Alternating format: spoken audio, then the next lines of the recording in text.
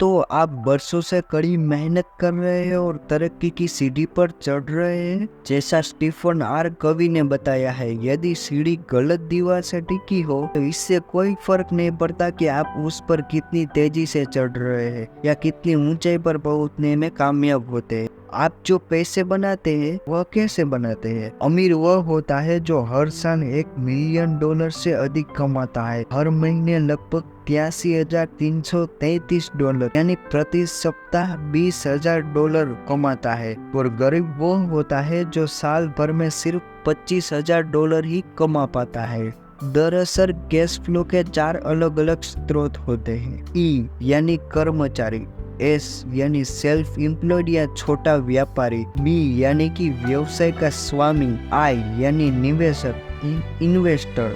आप इन 4 में से किस क्वाड्रेंट में रहते हैं? चलिए मैं समझाता हूँ। पहला है ई क्वाड्रेंट। हम में से अधिकांश लोग ई क्वाड्रेंट के भीतर ही सीखते हैं, जीते हैं, प्रेम करते हैं और इस दुनिया से विदा हो जाते हैं। आपने बड़े होते समय आपने भी सीखा होगा, स्कूल जाओ, जमकर पढ़ाई करो, अच्छे ग्रेड लाओ और किसी बेहतरीन कंपनी में बढ़िया सा लाभ देने वाली कोई अच्छी नौकरी कर लो। दूसरा होता है एस क्वाड्रेंट। कुछ लोग अधिकांश स्वतंत्रता के इच्छुक होते हैं और अपना जीवन अपने हिसाब से जीना चाहते हैं। इस इच्छा से प्रेरित होकर बहुत से लोग ई क्वाड्रेंट को छोड़कर एस क्वाड्रेंट में पलायन कर जाते हैं। एस क्वाड्रेंट में जीना मुश्किल होता है क्योंकि इसमें आपको धन्यवाद नहीं देता। यहाँ हर कोई आपको छीनने की कोशिश करता है, ग्राहक आपको चूना लगाने की कोशिश करते हैं और आपका परिवार आपको आलोचना करता है क्योंकि आप काम से कभी छुट्टी नहीं लेते हैं।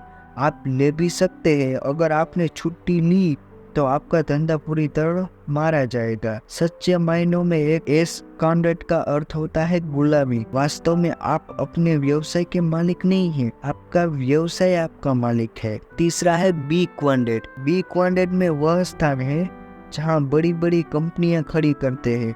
एक व्यवसाय और एस व्यवसाय और बी व्यवसाय में अंतर यह होता है कि आप अपने एस व्यवसाय के लिए आप काम करते हैं जबकि आपका बी व्यवसाय आपके लिए काम करता है। जो लोग भी बी क्वाड्रेंट में आते हैं, जीते हैं, काम करते हैं, उन पर मंदी का खास असर नहीं होता क्योंकि अपनी आमदनी के स्रोत पर उनका पूरा नियंत्रण होता है। चौथा है आई क्वाड्रेंट यानी कि इन्वेस्टर। यह रॉकेट विज्ञान नहीं है और हम सभी अच्छी तरह से जानते हैं कि यह कैसे काम करता है। 4 हरे मकान, 1 लाल होटल, 4 हरे मकान, 1 लाल होटल। तो ये होते हैं 4 क्वाड्रेंट। अब आप इनमें से किस क्वाड्रेंट में रहना चाहते हैं या आप खुद डिसाइड कीजिए। मैं आपको एक इम्पोर्टेंट टिप देता हूँ। नौकरियां बदलने का अर्थ क्वाड्रेंट बदलने का नहीं है। मतलब आप नौकरियां बदलते हैं उसका मतलब यह नहीं कि आप ई, एस या बी या आई क्वाड्रेंट में आ गए हैं। चलिए मैं समझाता हूँ। मैं काफी समय से मेहनत कर रहा हूँ लेकिन मैं आगे नहीं बढ़ पा रहा हूँ। जब भी मेरी तनख्वाह बढ़ती है हर बार कर और खर्च बढ़ जाने के कारण यह बराबर हो जाती है। मैं दोबारा कॉलेज जाकर कोई नहीं सीख सकता।